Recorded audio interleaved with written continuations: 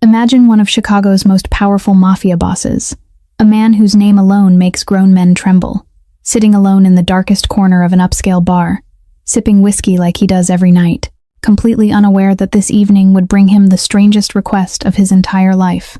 Thorne Valencia was 37 years old, tall with cold gray eyes and a faint scar running down his left cheek. A man who'd built his empire through blood and betrayal, who'd learned the hard way that money buys loyalty but never truth. He came to the Obsidian Room every night, not as the boss everyone feared, but as a ghost, seeking silence, dressed simply in black. No flashy watches, no bodyguards, just a man tired of being surrounded by lies and outstretched hands. He'd been watching the old cleaning lady work for months, noticed how she moved quietly through the shadows, honest and hardworking, never asking anyone for anything. But tonight, that same woman would kneel before him with tears streaming down her weathered face and whisper a desperate plea that would leave him speechless. "Please, sir, I'm begging you. Pretend to be my daughter's boyfriend for just one night. Save her from the man who wants to destroy her." What seemed like an absurd request from a stranger would become the beginning of a love story no one expected, least of all the man who'd forgotten what it felt like to care about anyone but himself. Stay until the end to discover how a mother's desperate courage transformed 3 broken lives forever. If you're enjoying this story, hit that like button, share it with someone who loves a good tale, and subscribe so you won't miss what happens next. Now let's go back to how it all began. On that fateful night when darkness first met its light, the Obsidian Room sat on the top floor of an old, dignified building in the heart of the Gold Coast, where Chicago's wealthiest lived and spent money as if tomorrow would never come. From the outside, the bar looked like an exclusive club for the elite, the kind of place ordinary people wouldn't even dare to step into, afraid of the contempt in the eyes of guests wearing expensive suits. But inside, the Obsidian Room was an entirely different world, a world of darkness and secrets, where million-dollar deals were sealed with a nod, where the most powerful figures in the city came to slip away from the public's light. The interior was designed in nothing but dark tones, black velvet chairs as ink black as night, walnut tables polished until they could hold a reflection like a mirror, low-hanging dim gold lights casting interwoven bands of shadow and glow that made every face look mysterious and hard to read. The scent of premium whiskey mixed with a faint trace of sandalwood in the air, creating an atmosphere that was both luxurious and suffocating, as if the walls themselves were guarding countless secrets that would never be spoken aloud. The VIP area lay in the deepest corner of the bar, separated from the rest by a heavy velvet curtain and 2 steps of black marble. It was Thorne's territory, the place where he sat alone every night from 9 o'clock to 11 o'clock. Never earlier, never later, like a religious ritual he had set for himself. He always ordered exactly 2 glasses of whiskey neat, no ice, no water, sipping slowly while his cold gray eyes watched everything around him without missing a single detail. The staff here had grown used to his presence. They knew not to disturb him unless he signaled. They knew to bring his drinks at the right time and leave in silence. To them, he was only a mysterious guest with money, a gentleman who preferred solitude over pointless conversation. No one knew he was the true owner of this place, that every dollar of profit flowed into his account, that the Obsidian Room was only one of dozens of legitimate businesses he used to wash clean the blood-stained money from his underworld empire. Only Frank Morrison, the 62-year-old manager, with snow-white hair and eyes sharp as a blade, knew the truth. Frank had served the Valencia family since before Thorne was even born. He had watched him grow from an innocent boy into a cold-blooded kingpin, and he was the only person in this world Thorne trusted enough to hand the keys to this small kingdom. Thorne came here every night not for the whiskey, though he liked the burn of it sliding down his throat. He came because this was the only place he could take off the mask of power, the only place where he didn't have to be Thorne Valencia, the man all of Chicago feared, not the boss who controlled a criminal empire worth hundreds of millions of dollars, not the man who had ordered killings without a tremor in his hand. Here, in this dark corner, he was only a man worn down by loneliness, a lost soul drifting through a world he had built with his own hands but had never truly belonged to. Outside these walls, everyone wanted something from him. Money, power, protection, or simply the chance to stand beneath his shadow and catch whatever scraps of glory still spilled from it. They smiled at him with false smiles, spoke sweet words he knew were lies, reached out with friendly hands, while the other hand hid a knife behind their back, waiting for the moment to strike. He had seen too much, lost too much, been betrayed too many times to trust anyone anymore. Money could buy loyalty, and he knew that better than anyone because he'd used money to build his army. But money never bought truth. It never bought a sincere heart that looked at him for who he was, instead of what he owned. And maybe, deep down at the very bottom of his soul, Thorn had given up hope of finding that a long time ago. Thorn took a sip of whiskey, the familiar burn sliding down his throat, but it couldn't chase away the cold that had frozen inside his chest for nearly 20 years. Whenever he sat alone in this dark corner, the memories would surge back like unstoppable waves, dragging him to the fateful night that changed everything.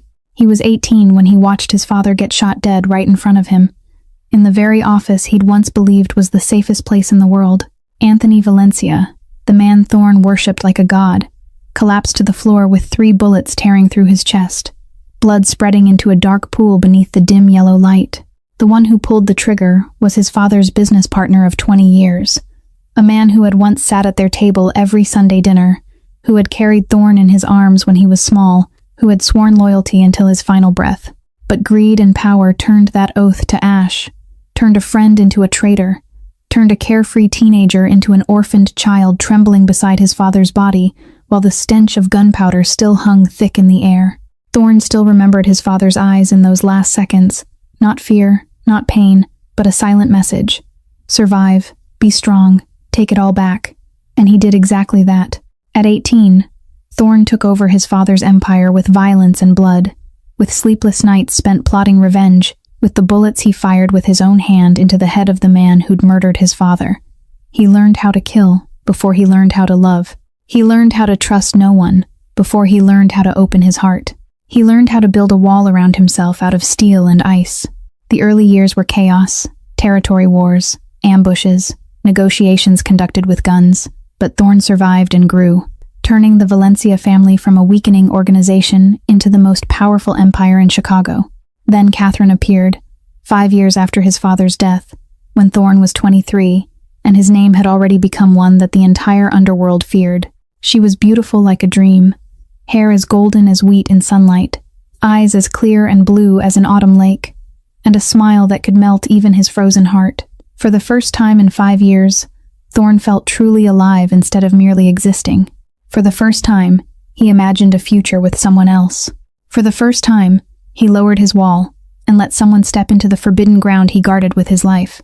He loved Catherine with everything he had, with the fierce intensity of a man who'd never known love, with the desperation of a lonely soul aching to belong to someone. He was wrong. 18 months later, Catherine betrayed him for money from Victor Chen, the rival boss on Chicago's South Side. She sold information about his schedule, about the weak points in his security, about everything she'd learned in the nights she'd lain beside him in bed. The ambush came on a night of relentless rain, when Thorn was on his way home after meeting with partners. 12 gunmen, 4 vehicles boxing him in, and a storm of bullets that lasted 15 minutes and felt endless. He survived only because Reed Sullivan, his loyal right hand, risked his life to drive straight through the blockade and get him to the hospital when blood had already soaked the entire back seat. 3 bullets inside him, 2 weeks in intensive care, and countless sleepless nights staring at the ceiling, asking why. Why had she done it? Why had he been stupid enough to trust her? Why was he still alive when he should have just died and been done with it? Catherine vanished with the money Victor Chen paid her, and rumors said she'd gone overseas to live a lavish life on money stained with his blood. Thorn didn't chase her. He didn't seek revenge. He simply erased her from his memory as if she'd never existed. But the wound she left behind never healed. It carved itself into his heart like the scar on his cheek, reminding him every day that no one could be trusted, that love was only a lie wrapped in sugar, that he would never make that mistake again. After that, Thorn froze his heart completely, becoming the man all of Chicago feared today. A cold, ruthless mafia boss who knew no mercy. A lonely ghost sitting in the dark corner of a bar every night, wondering if this emptiness was all that was left of his life, while Thorn sat steeped in his own painful memories.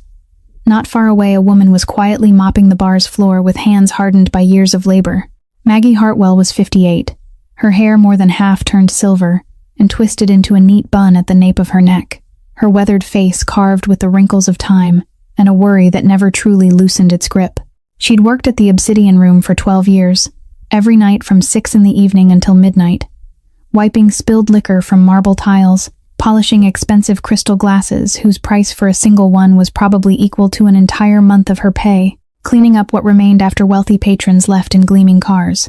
She moved through the darkness like a ghost, silent and unseen, exactly the way manual workers were often treated in the world of the rich, visible yet unacknowledged, present yet somehow not existing. But Maggie didn't complain.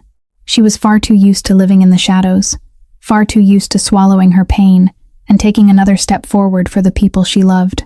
15 years earlier, on a freezing winter night in the suburbs of Chicago, Maggie was on her way home after an extra shift at a restaurant when she saw a car slam into a lamppost and burst into roaring flames. She didn't think. She didn't hesitate. She ran straight toward the fire while others stood back, watching and calling for help. Inside the car was a young man, unconscious, blood pouring down his forehead, and the flames were already licking toward the driver's seat. Maggie used every ounce of strength she had to wrench open the warped door, reached inside, and dragged the young man out while fire snapped at both her arms. The pain tore through flesh. The burnt stench of hair and skin surged into her nose, but she didn't stop until she'd pulled him far enough away to be safe, only seconds before the gas tank exploded and turned the car into a ball of fire. That young man was the son of Frank Morrison, the manager of the Obsidian Room, a man who'd lost his wife years before and had only his only son left as the reason he kept living. When Frank came to the hospital and saw Maggie lying in a bed with both arms wrapped in white bandages, she gave a weak smile and said, "Any mother would have done the same." Frank cried. The first time in decades he'd cried in front of a stranger, and he swore he'd repay her in any way he could. The burns on Maggie's arms left permanent scars, skin drawn tight and puckered into a tangled web of ridges from her wrists to her elbows, but she never regretted it. Frank kept his promise. He hired her as a janitor at the Obsidian Room, at a wage higher than any job she'd ever had, allowed her to work the night shift so she could care for her family during the day, and treated her like a benefactor for the past 12 years. Maggie's life had never been easy. Her husband, Robert Hartwell, had been a kind, simple construction worker, the man she'd loved since she was 18, and had sworn she'd stay with until their hair turned white and their teeth grew old. But fate was cruel. 17 years earlier, when Phoebe was 10 and Miles was only 2, Robert fell from the 12th floor of a construction site because his safety line snapped. He died on the spot, leaving Maggie alone with 2 small children, a rented apartment close to its lease end, and a tiny insurance payout that wasn't enough to cover even the funeral costs. She remembered that day as if it were etched into bone, the day Phoebe stood beside her father's coffin, with amber eyes gone dry because she'd cried all her tears away, her hand gripping the hand of her 2-year-old brother, who was still too young to understand why Daddy would never come home again. Maggie swore at her husband's grave that she'd raise their children no matter the cost, that she wouldn't let them suffer, that she'd do everything a mother could to make up for the absence of a father. And for 17 years, Maggie kept that promise. She worked every kind of job, from waiting tables to cleaning offices, from doing laundry for others to babysitting for neighbors, sometimes holding 3 jobs at once, just to make enough money for her children to go to school and have food every day. Her hands grew calloused, her back bent from nights spent hunched over the floor.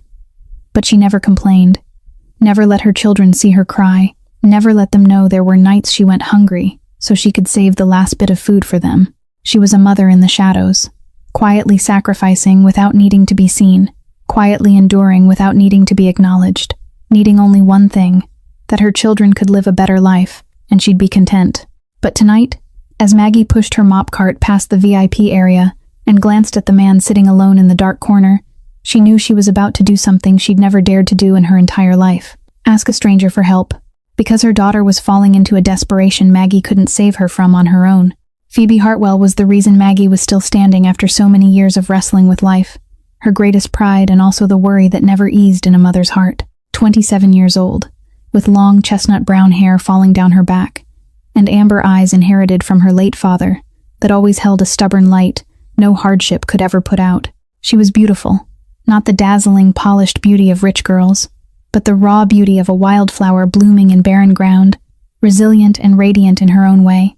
But if you looked closer, you'd see the dark circles beneath those eyes from too many sleepless nights, the fine features grown thinner than they should have been from skipped meals, and those small shoulders bowed under burdens no woman in her 20s should have had to carry. Phoebe had once been an exceptional finance student at the University of Illinois, one of the brightest in her class, with an almost perfect grade point average and a wide-open future ahead of her. Professors looked at her with expectation. Big companies had started noticing her by her third year, and Phoebe had dreamed of the day she'd graduate, land a good job, and pull her mother and little brother out of the cramped, shabby apartment they'd lived in for so many years. But that dream shattered in her final year of college, when Miles was diagnosed with a congenital heart condition and needed urgent surgery. The family didn't have good enough health insurance. The medical costs piled up like a mountain, and someone had to sacrifice. Phoebe didn't hesitate. She withdrew from school with only a single semester left before graduation, gave up everything she'd built over 4 years, and threw herself into earning money. Her mother cried all night, begging her not to give it up, but Phoebe only held her and said a degree could wait, but her brother couldn't. From that moment on, Phoebe's life became an unending spiral of work and debt. Every day began at 5 a.m, when she woke in a small dark room to get ready for her waitressing shift at a modest diner on the south side. She carried plates, cleared tables, wiped chairs, smiled at demanding customers and stingy tips from 6 a.m. until 1 p.m. Then she rushed onto a bus across the city to a small law firm in the Loop, where she worked as an administrative assistant from 2 p.m. until 8 p.m, handling paperwork, organizing files, answering phones, and enduring the harassing looks of a boss she couldn't push back against because she was afraid of losing her job. At night, when other people were already asleep, Phoebe sat in front of an old computer in her room to sell things online, posting product ads, replying to customer messages, packing orders to ship out until her eyes blurred with exhaustion, usually around 1 or 2 in the morning. 4 hours of sleep a night if she was lucky, 3 if there were many orders to handle, and some nights she didn't sleep at all because stress headaches came without warning and refused to let go. She lived on black coffee and cheap protein bars, skipped meals so often her stomach had gotten used to a low, constant hunger, like an uninvited companion. Her weight dropped to a dangerous point, her collarbones rising under pale, sun-starved skin. But she didn't have time to worry about herself when every dollar she earned already had a destination. Rent, utilities, Miles's medication, installments on hospital bills, money handed to her mother so she wouldn't have to take too many extra hours. Even with 3 jobs at once, Phoebe's income still wasn't enough to pay down the massive medical debt crushing the family. Every month, she looked at the number on the hospital statement and felt like she was trying to empty the ocean with a spoon. The harder she worked, the more the debt seemed to grow, because of interest, because of unexpected charges, because Miles needed another new medication that cost even more. But Phoebe never let anyone see her break. In front of her mother, she always smiled and said everything would be okay. In front of Miles, she stayed bright, talking about the future when he'd get better, and they'd travel together. She hid the nights she cried alone in the bathroom. She hid the moments she stood before the mirror and didn't recognize the hollow face staring back. She hid the fear that no matter how hard she tried, it still wouldn't be enough to save her little brother. Her amber eyes still burned with will, but that flame was starting to flicker under the cold wind of a ruthless reality. Miles Hartwell was the reason Phoebe gave up everything. The heartbeat counting down day by day that wouldn't let her stop for even a single second. 19 years old, he had brown hair like his sister's, warm brown eyes like his mother's, and a gentle smile like the father he'd lost, the one he could barely remember anymore. He was brilliantly intelligent, the kind of intelligence teachers noticed from the moment he entered elementary school, the kind that let him skip 2 grades and graduate high school at 16 as valedictorian. MIT had awarded him a full scholarship, an honor only a small percentage of students across the country ever received, and Miles cried when he held that acceptance letter, because at last he could show his family their sacrifices hadn't been meaningless. But fate was cruel, and his fragile, congenital heart wouldn't let him go any farther. The heart condition had followed him since birth, like a time bomb sitting quiet in his chest, waiting for the day it would explode. Through his childhood years, he wasn't allowed to run like other kids, wasn't allowed to play sports, wasn't allowed to do anything that made his heart race, because they feared the chest pain would come and send him to the emergency room yet again. He grew used to watching life through a window, used to reading books instead of chasing a ball, used to the worried look in his mother's and sister's eyes whenever he coughed once or breathed a little faster than normal. Last year, just as he'd started his 2nd year at MIT, he collapsed in the middle of a lecture hall and was rushed to the hospital in critical condition. The doctors said his heart had weakened to the point it couldn't wait any longer. He needed valve replacement surgery within 6 months if he didn't want to face the risk of death. The cost of that surgery was $300,000, an enormous number the Hartwell family could never reach when their health insurance was only the most basic kind, the kind meant for poor people who couldn't afford a better plan. Miles had to withdraw from school and come home, give up the MIT dream he'd worked his whole life to earn, lie in a small room staring at the ceiling and counting each irregular heartbeat tapping out a countdown toward the final day. He hated himself for being his family's burden. Hated that every dollar Phoebe earned with sweat and tears flowed into a bottomless black hole called hospital bills. Hated that he couldn't do anything except lie here and wait, while his sister faded a little more each day. One night, when Phoebe had just come home after a late shift, Miles took her hand in his thin, trembling fingers and told her not to try anymore, to let him go, because he was only a weight dragging the whole family down into the abyss. Phoebe slapped him, the first time in her life she ever hit her little brother, then pulled him into her arms and sobbed in the darkness of their cramped room. She said he was everything she had left, the reason she woke up every morning, the only light in this dark life, and she'd rather die than lose him. "Don't ever say those words again," she whispered into his ear, while her tears soaked his shoulder. "I'll find a way. I promise you, no matter what I have to do, I'll save you." Miles didn't say anything. He only held her tighter and cried with her, because he knew Phoebe didn't speak lightly. She really would burn herself to keep him warm, and that hurt him more than any pain in his chest ever could. They were everything to each other. Two fatherless siblings raised in poverty, with only each other and a mother worn down by work to hold them up against this wide, ruthless world. Phoebe would do anything to save Miles. She'd sworn that at their father's grave, and she would keep that oath no matter what price she had to pay. But the vow to save her brother wasn't the only thing weighing on Phoebe's shoulders, because another devil stalked her every day at work, a predator in an expensive suit with a greasy smile that made her shiver every time she had to face him.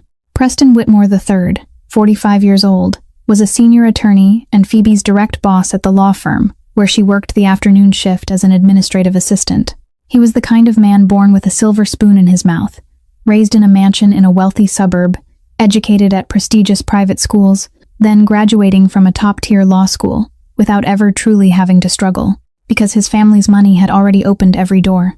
He had a wife who was the daughter of a powerful federal judge, 3 children in private schools whose yearly tuition equaled Phoebe's entire annual pay, and a mansion in Lincoln Park worth millions of dollars. On the surface, Preston Whitmore III was the picture of success society admired. But beneath that glossy varnish was a predator wearing human skin, a male beast that lived to hunt the weak who couldn't fight back. For the past 6 months, since the day Phoebe walked into the firm, Preston had targeted her the way a hunter fixed on a young deer separated from the herd. It started with stares that lingered too long on her body when she passed down the hallway, the kind of look that made her feel stripped bare even though she was fully dressed. Then came the accidental touches when she handed him files, his hand brushing her wrist, her shoulder, sometimes lower, and Phoebe had to use every bit of restraint, not to scream or shove him away, because she knew what the consequences would be. Crude comments about her appearance, about the way her skirt clung to her body, about how she'd be prettier if she smiled more and relaxed more, always whispered into her ear when no one else was around.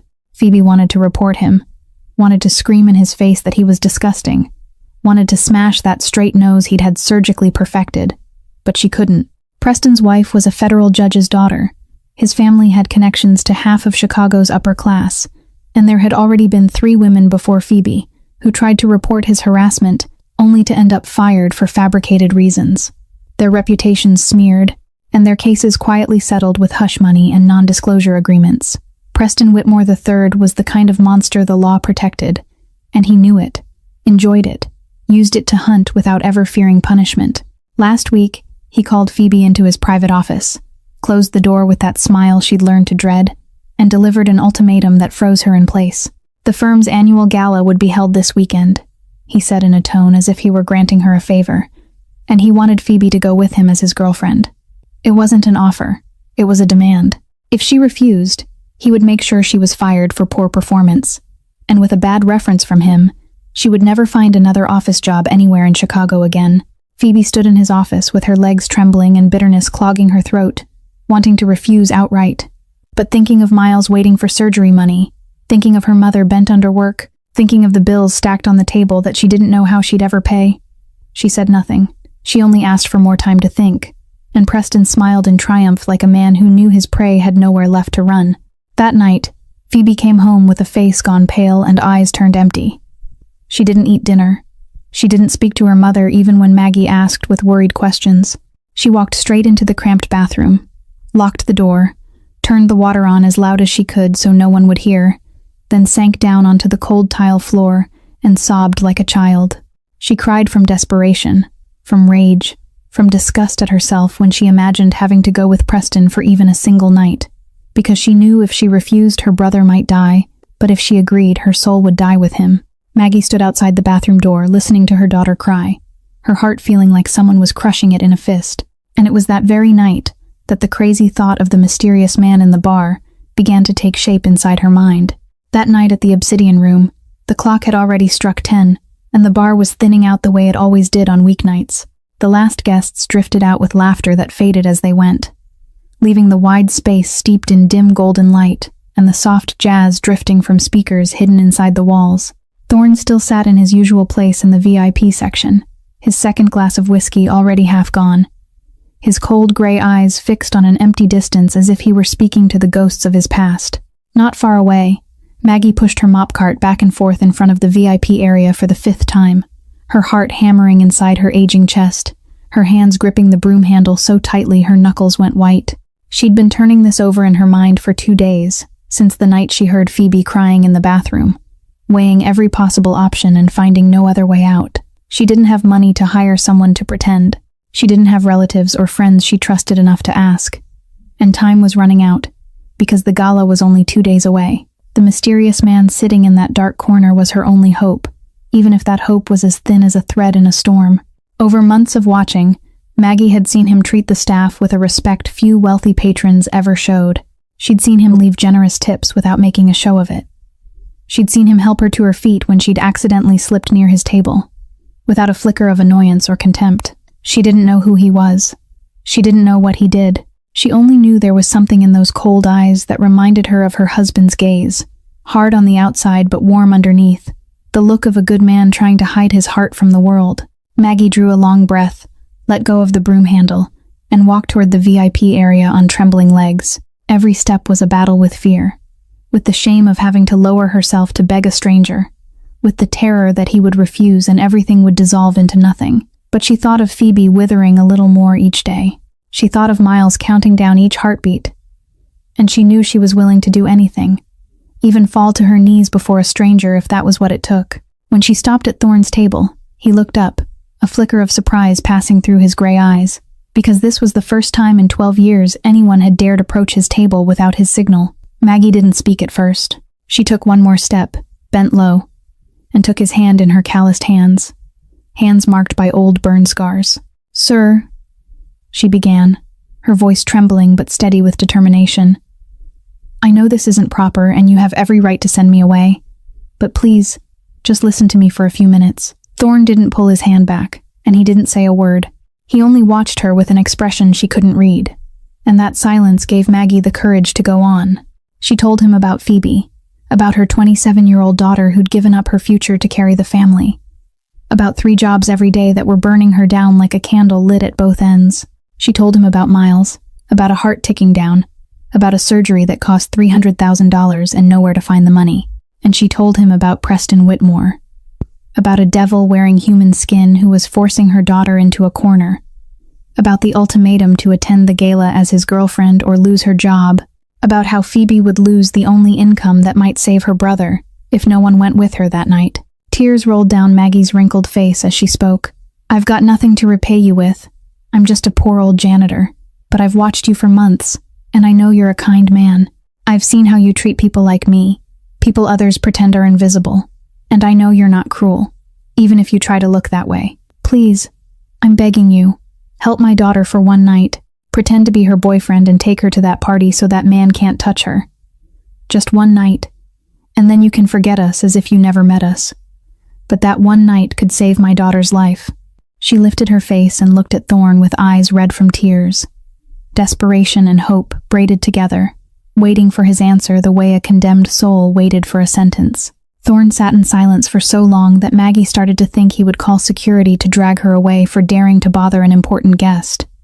But he didn't. He only looked at her with gray eyes so deep they felt like two cold abysses, and there was something in that gaze Maggie couldn't name. The tear-red eyes of the old mother kneeling before him stirred a memory Thorne had buried for nearly 30 years. A memory of a woman with eyes just like that, reddened from crying too much, from hurting too long, from knowing she was about to leave her son, and there was nothing she could do to stop it. His mother died of cancer when he was 8, in an underfunded public hospital, back when his father hadn't built an empire yet, when money was only enough for cheap pain pills and not enough for a surgery that could have saved her life. He remembered that last night as clearly as if it were carved into him. The way his mother held his hand in her thin, ice-cold fingers and whispered that he should live well, that he should become a good man, that he shouldn't let darkness swallow his heart. He promised her through tears, but life shoved him far from that promise, turning him into the monster his mother never would have wanted to see. The last time Thorne cried was the night his mother closed her eyes, and since then he'd forgotten what it felt like to have tears run down his cheeks. But now, watching this old mother kneel and beg for her daughter, he felt something begin to crack inside the ice that had frozen solid for decades. Not pity, not weakness, something he'd believed had died long ago, shifting, trying to wake. "Why do you think I'd agree?" Thorne asked at last, his voice low and cold the way it always was, but without the usual threat underneath it. "I don't know you. I don't know your daughter, and I've got no reason to help." Maggie looked up at him, tears still falling, but her eyes lit with something like fierce belief as she answered, "Because you've got eyes just like my husband's, sir. My husband was a man of few words too, cold on the outside, never showing emotion in front of others, but he loved his family with his whole heart, and he was willing to do anything for the people he loved. I see that look in you every night when you sit alone here, the look of a lonely man hiding his heart, not the look of an evil man. I might be wrong, you might refuse and I'll accept it, but a mother's heart tells me you're not as cruel as you want people to think you are." Thorne watched her, and in that moment he saw his mother. He saw the quiet sacrifice of women who would do anything for their children, even lower themselves to beg a stranger in despair. He'd sworn he would never trust anyone again after Catherine. He'd built his walls so high no one could reach him. But this old mother didn't want his money. She didn't want his power. She only wanted one night, one act of kindness that could save her daughter from a predator's hands. And for the first time in nearly 20 years, Thorne Valencia did something for no advantage, no calculation, no power, no money. He nodded slowly and said, "One night. I'll help your daughter for one night." Maggie froze for a heartbeat as if she couldn't believe what she'd heard. Then she broke into sobs, bowed her head over his hand, and stumbled out words of gratitude that barely formed. "Thank you, sir. Thank you so much," she said between choking cries. "You don't know what this means to my family. I don't know how I can ever repay you." Thorne drew his hand back gently, not out of irritation, but because he wasn't used to being touched without an agenda behind it. "No need to repay me," he said shortly. "Just tell me the time, the place, and the name of the man who's pressuring your daughter." Maggie wiped her tears with her sleeve and began to explain in detail. The gala was at the Peninsula Hotel on Saturday night. Preston Whitmore, III, was the man's name. Her daughter's name was Phoebe Hartwell, and she lived in apartment number 12 on the 3rd floor on the south side. When Thorne heard the name Preston Whitmore, his brow tightened slightly, a chill passing through his gray eyes because he knew that man, a man who used to work for one of his rivals, and now was hunting this mother's daughter. "Interesting," he murmured too softly for Maggie to hear, while she was still crying and thanking him, as if he'd just handed her a miracle. Thorne got back to his penthouse on the top floor of a skyscraper in downtown when the clock had already struck 11 at night, but he had no intention of sleeping. He poured himself another whiskey, sank into a black leather chair facing a wall of glass that framed Chicago in a shimmer of lights, and lifted his phone to call Reed Sullivan. Reed answered on the second ring even though it was late, his voice clear and alert, as if he never slept, waiting for orders from his boss the way he always did. "I need information on 2 people," Thorne said, short and without any detours. "Phoebe Hartwell and Preston Whitmore III, as detailed as possible. Get it to me before morning." Reed didn't ask why. He'd worked for Thorne long enough to know questions were a luxury nobody needed. He only said yes, and ended the call so he could start. Thorne sat in the darkness, staring out at a city that was asleep, and wondered what the hell he'd just done. He'd agreed to help a complete stranger. He'd broken the rule of not getting involved with anyone, the rule he'd kept unshaken for nearly 20 years, and he didn't understand why. Maybe because the old mother's tear-red eyes looked too much like his own mother's. Maybe because that line about eyes cold on the outside but warm within had touched something he thought was long dead. Or maybe he was simply sick of the dull life that repeated itself day after day, and he wanted to do something different, even if it was only for one night. Whatever the reason, he'd given his word, and Thorne Valencia didn't take his word back. At 2 a.m, his phone vibrated with a message from Reed, along with 2 detailed file dossiers. He opened the first file on Phoebe Hartwell and began to read in the cold blue light of the screen. 27 years old, born and raised in Chicago.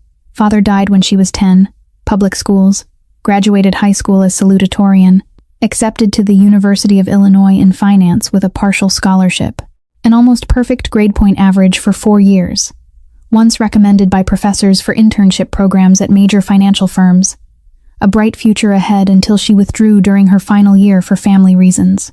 Currently working 3 jobs, morning shift as a waitress at a diner on the South Side, afternoon shift as an administrative assistant at Harrison & Associates, and at night selling online, totaling about 18 hours of labor every day.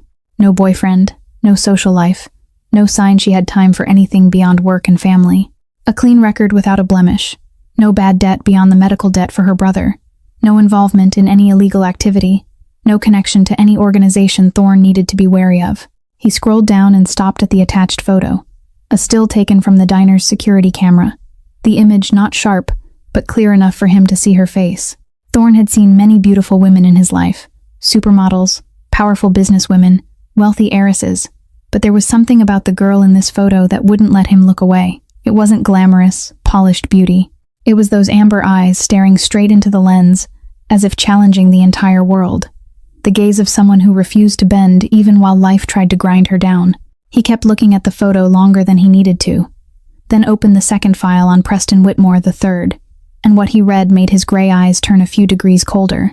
Senior attorney, privileged family, wife, the daughter of a federal judge, and he'd once worked for Victor Chen as legal counsel for money laundering transactions before moving to his current firm.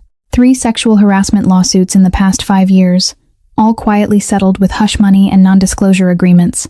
Thorne curled his mouth into a cold smile in the dark. Interesting, he murmured. A man who once served Victor Chen was now hunting the daughter of the mother who'd come to him for help. He closed the file and looked out at the city again. This Saturday night didn't look like it was going to be as boring as he'd thought. Saturday night arrived faster than Phoebe expected, and she stood in front of the mirror in her cramped little room, with her heart pounding, not knowing whether it was anxiety or fear or both. The dress she wore belonged to Nina, the only best friend she still kept in touch with from college. A deep blue evening gown that hugged her body, its open back just daring enough to feel sensual without crossing into vulgar. Nina had brought the dress to her apartment that morning, along with silver heels and a simple set of jewelry, and she'd practically forced Phoebe to sit still while she did her hair and makeup, because she knew Phoebe would never do these things for herself. "You look beautiful," Nina said when she finished. "More beautiful than you think, and tonight you're going to make that bastard Preston regret he ever dared touch you." Phoebe only gave a thin smile and thanked her, not saying she didn't care what Preston thought, that she only wanted tonight to be over so she could go back to the life she knew. Her mother had told her about the man who would pick her up, a mysterious gentleman from the bar where she worked, someone who'd agreed to help without asking for anything. Phoebe didn't believe in things like that. She didn't believe anyone could be kind enough to help a complete stranger without an agenda. But she had no other choice, so she accepted it. Exactly at 7 in the evening, the sound of an engine rose from the street below, and Phoebe looked out the window to see a glossy black Maybach parked in front of her shabby apartment building, standing out like a diamond in a trash heap. She'd never seen a car like that in real life. Only in luxury magazines she'd glanced through while clearing tables for customers at the diner. She drew a deep breath, took the small clutch Nina had lent her, and stepped out of the apartment on legs that trembled slightly from the heels and from whatever waited ahead. When she opened the building's front door and walked outside, the man leaning against the Maybach turned to look at her, and time seemed to stop for an endless moment.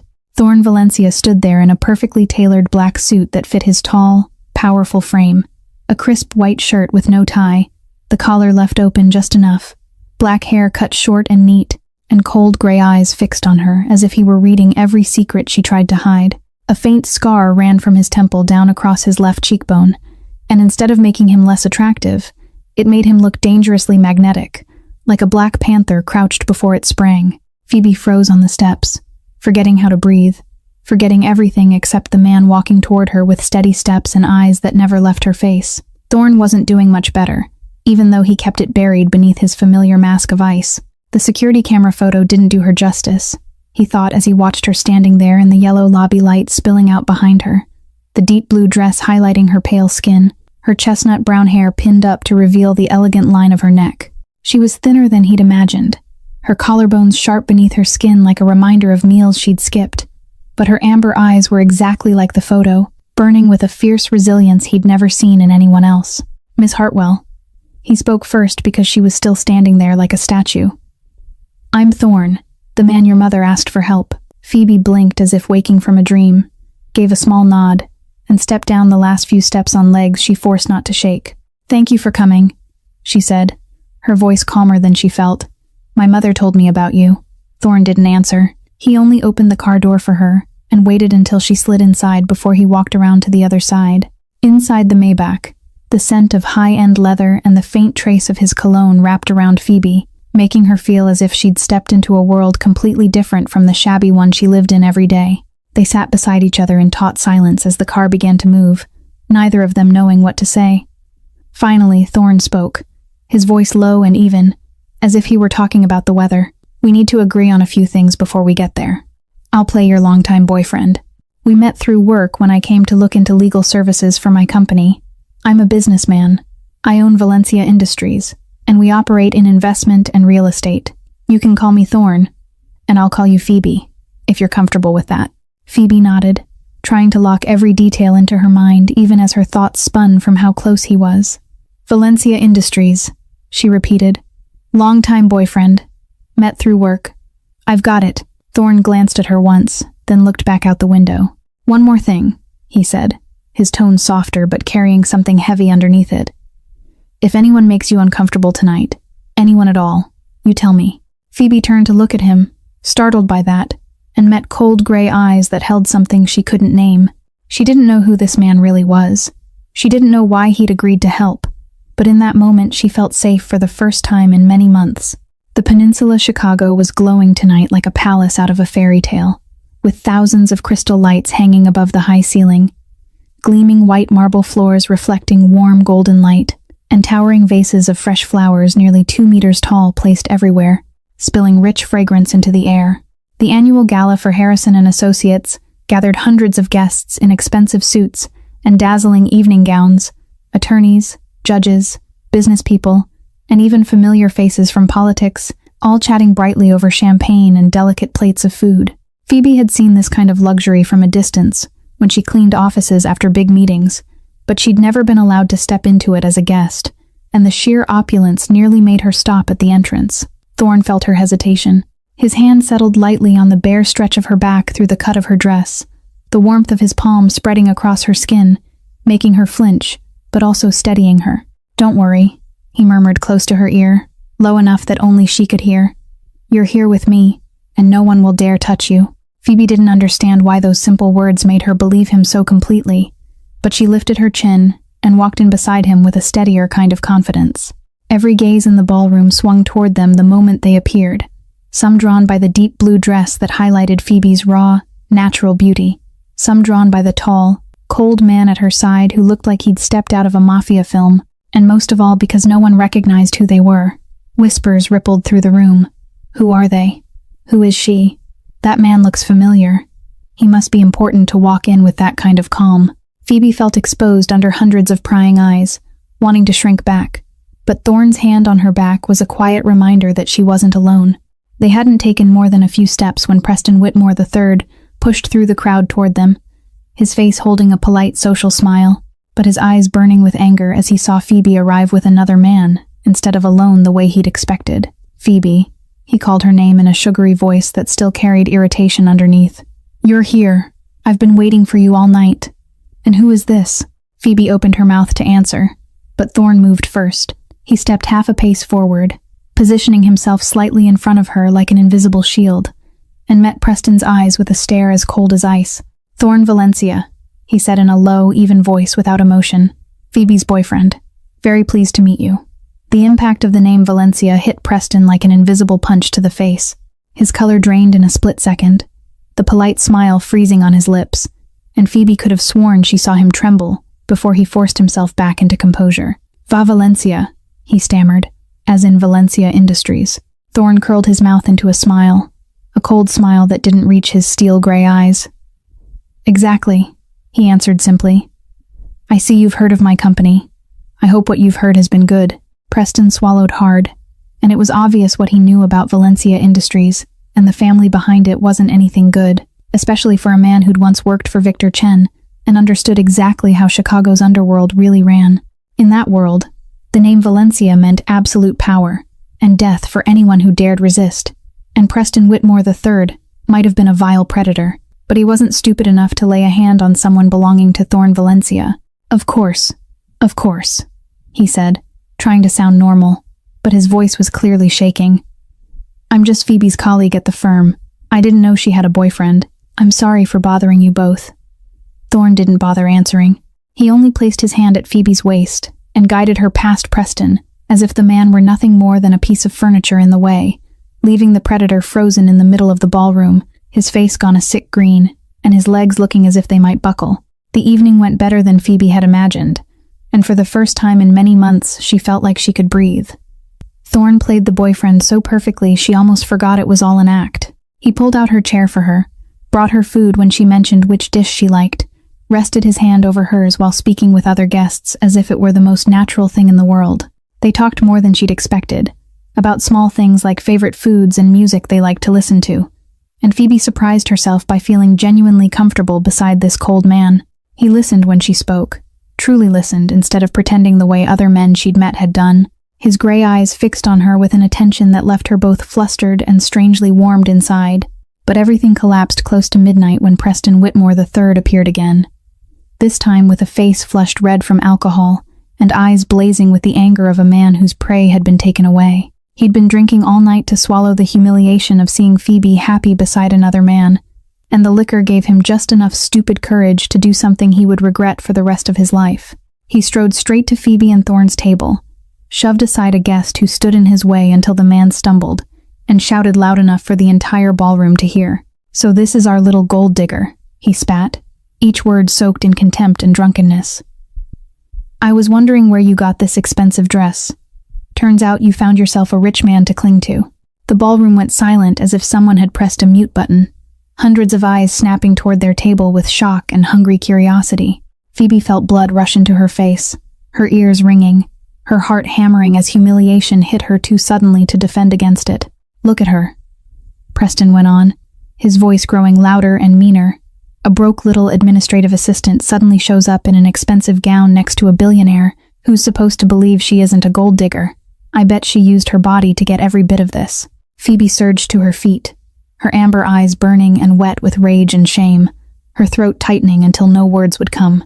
She wanted to scream in his face that he was the disgusting one, wanted to slap that drunken grin right off him, but her body felt frozen under hundreds of staring eyes and the whispers that began to rise around them. Thorn stayed seated for a single second, his gray eyes never leaving Preston, and Phoebe could have sworn the temperature in the room dropped a few degrees under the force of his gaze alone. Then he stood up slowly, the movement smooth as a black panther stretching before it struck, and walked toward Preston with steady steps that didn't hurry at all. Preston stopped talking when he saw Thorn coming, the last shred of survival instinct slicing through the haze of alcohol to tell him he'd just made a lethal mistake. Thorn halted right in front of him, close enough to smell the harsh stench of liquor on the drunk man's breath, and leaned down to speak into his ear in a whisper as cold as ice. "I'm going to say this slowly so your alcohol-soaked brain can understand it," Thorn said in a flat voice, as if he were reading a weather report. "If you open your mouth and say one more word about her, I'll make sure you never open your mouth again. And before you decide that's an empty threat, let me remind you that I've got a complete file on the 3 sexual harassment cases you paid to silence, including the names, addresses, and statements of the victims. 1 phone call, and it'll all be on the front page by morning. and I don't think your judge father-in-law is going to enjoy seeing his son-in-law exposed as a pervert in the headlines." Preston turned deathly pale, his eyes widening in horror as he realized the man in front of him didn't just know his dark past. He had enough power to destroy his life in a single breath. Preston stumbled back 2 steps, nearly falling when his foot caught on a chair, and started babbling apologies in a trembling voice. I'm sorry, he stammered like a child caught doing something wrong. "I'm too drunk. I didn't know what I was saying. Please, Mr. Valencia, don't do anything to me. I'll never bother Miss Hartwell again, I swear." Thorne didn't spare him another second. He turned and walked back to Phoebe, who was shaking with emotion, and spoke softly, so only she could hear. "We're leaving." He placed his hand on her back and guided her out of the ballroom, leaving Preston standing like a statue in the heavy silence of hundreds of guests, watching a powerful man come undone. Thorne didn't take Phoebe out through the main entrance. He led her down a quiet hallway to a wide balcony overlooking Chicago at night, where there was no one but the 2 of them, and the city lights glittering like falling stars beneath a deep black sky. Phoebe stopped at the railing, both hands gripping the icy metal, and the tears she'd held back all night finally spilled out, unstoppable. She cried from the shame of being humiliated in front of hundreds of people, cried from anger at herself for not being able to fight back, cried because she realized that no matter how hard she tried, in the eyes of someone like Preston, she would always be nothing more than a broke little assistant who didn't deserve respect. Her shoulders shook with each choking sob, and she hated herself for letting a man she'd just met see her this weak. Thorne stood a few steps away, silent, waiting without pushing her or showing irritation, giving her the space to pour out everything she'd been carrying. When her crying finally began to quiet, he spoke, his voice lower and gentler than usual. "You don't have to be ashamed," he said. "You didn't do anything wrong. He's the one who should be ashamed, not you." Phoebe turned to him with eyes red and wet, loose strands of hair clinging to her damp cheeks, and asked in a hoarse voice, rough from crying, "Why did you protect me like that? You don't even know who I am." Thorne looked at her for a long moment, so long Phoebe thought he wouldn't answer, his gray eyes deep, as if he were searching for something inside her amber gaze. Then he said, his voice as light as a breath, "Because you deserve to be protected." Only 4 simple words, but the way he spoke them made Phoebe feel as if someone had just wrapped arms around her bleeding heart and told it everything would be okay. She stood there staring at him, not knowing what to say, not knowing what she was supposed to feel about this mysterious man who'd entered her life less than a day ago, yet had made her feel more valued than anyone ever had in all her 27 years. A cold wind swept across the balcony, carrying the bite of an autumn night in Chicago, and Phoebe shivered in her thin, backless dress. Thorne didn't say anything. He simply took off his black suit jacket and stepped closer, gently settling it over her bare, trembling shoulders. When he lifted the jacket higher to cover her neck, his fingers brushed the soft skin there by accident, and both of them went still, as if time had stopped. Phoebe looked up at him, and he was looking down at her, the distance between them so close she could count his thick dark lashes and see her own reflection in those deep gray eyes. Her heart pounded so fast she was afraid he could hear it, and she realized his heart was pounding just as hard beneath the thin shirt when his chest brushed lightly against her shoulder. No one spoke. No one moved. There was only the sound of wind and the lights of Chicago flickering below like millions of stars fallen to earth. In that moment, Phoebe knew something had changed. Some invisible thread had been tied between her and this mysterious man. And even if she didn't know where it would lead, she knew she wasn't the same as she'd been before she stepped into this night. A week had passed since the night of the gala, and Phoebe couldn't stop thinking about the man who'd draped his suit jacket over her shoulders on that balcony. She still worked 3 shifts a day the way she always did, still came home after midnight with exhaustion in her bones. But now, in the rare moments when she had any time to herself, the image of those deep gray eyes rose up and haunted her. She remembered the way he'd looked at her, the way he'd protected her, the way his fingers had brushed her neck by accident and sent a jolt through her entire body, and she found herself wondering whether he was thinking about her too, or whether that night had been nothing more to him than a small act of charity he'd already forgotten. Preston had resigned from the law firm on the 2nd day after the gala, for personal reasons that no one dared question, and Phoebe no longer had to live with the fear of being harassed. But none of that explained why her chest still ached whenever she thought about Thorne. On the Friday night after the gala, when Miles was asleep and her mother had gone to her night shift, Phoebe sat in front of her old laptop and typed 3 words into the search bar. Thorn, Valencia. She didn't know what she was looking for. Maybe she only wanted to know more about the man who'd stepped into her life and then vanished like a dream. But what appeared on the screen left her frozen. Valencia Industries, the largest investment and real estate company in Chicago. But behind that legitimate shell were rumors stacked like shadows. Whispers of ties to the underworld. The Valencia family, one of the most powerful mafia families in the city, with a history stretching back decades. And Thorn Valencia, the third-generation heir, said to have taken over the empire at 18 after his father was assassinated.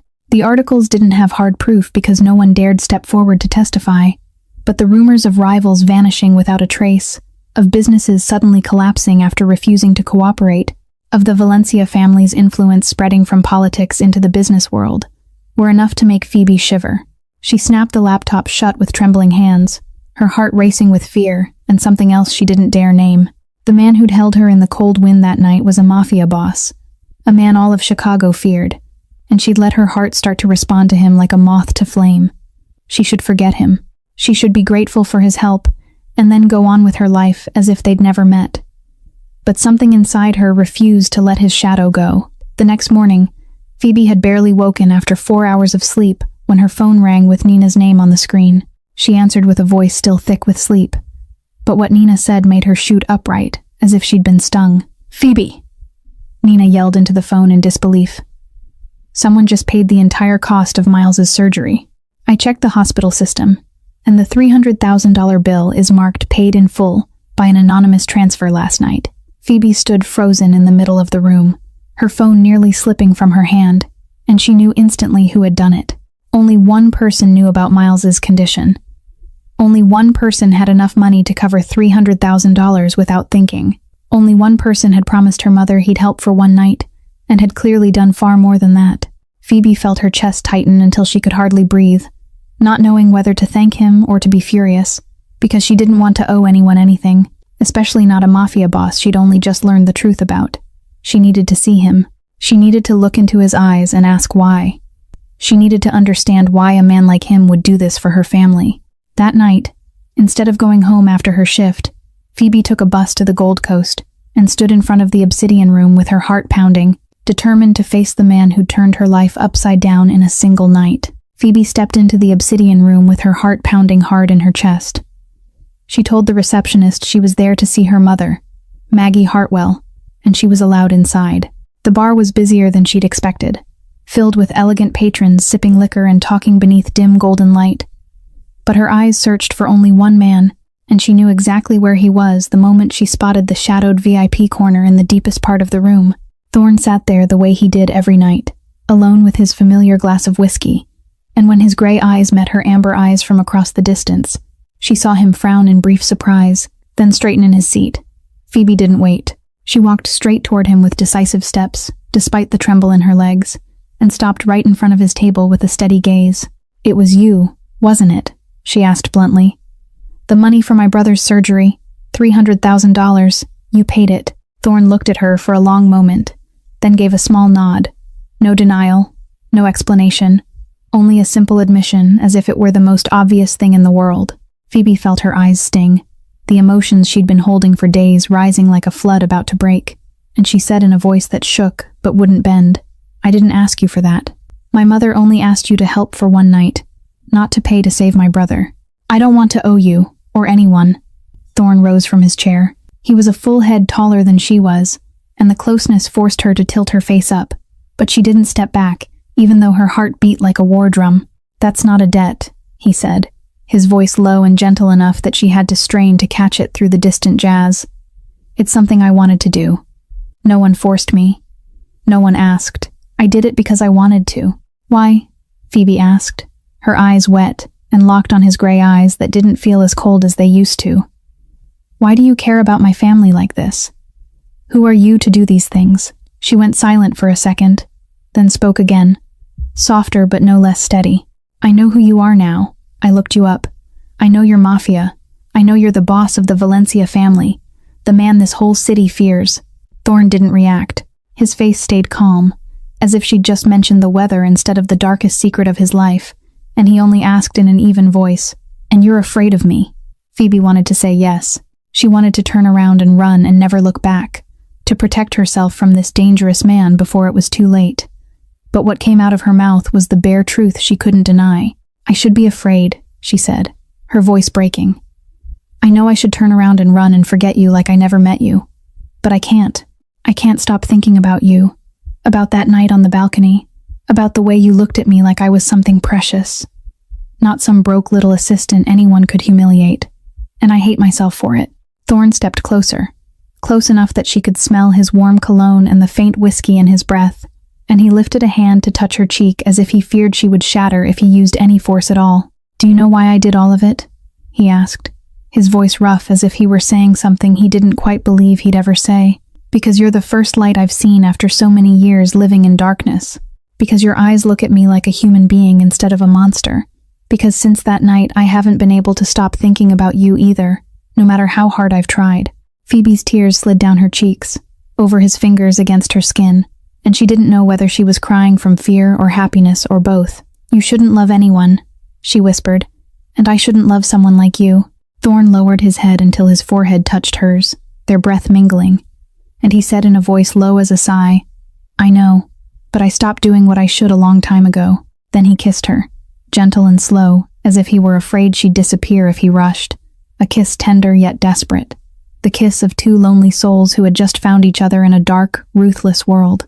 Phoebe closed her eyes and kissed him back, no longer thinking about right and wrong or consequences, only knowing that in the arms of this dangerous man, she felt safer than anywhere she'd ever known. Rumors that Thorn Valencia had a weakness spread through the underworld, like fire racing across dry grass, and Victor Chen was the first to decide to use it. Victor had waited for a chance to bring Thorn down for years, ever since Thorn's father was alive and the two families had been sworn enemies. But the Valencia family was too strong and Thorn was too careful, so Victor couldn't find a crack. Now, when he learned that the coldest boss in Chicago was in love with the daughter of a poor janitor and had even spent $300,000 to pay the family's hospital bills, Victor knew this was the chance of a lifetime. He didn't target Phoebe because he knew Thorn would guard her like a treasure. Instead, he went after the weaker link, Maggie Hartwell, the older mother.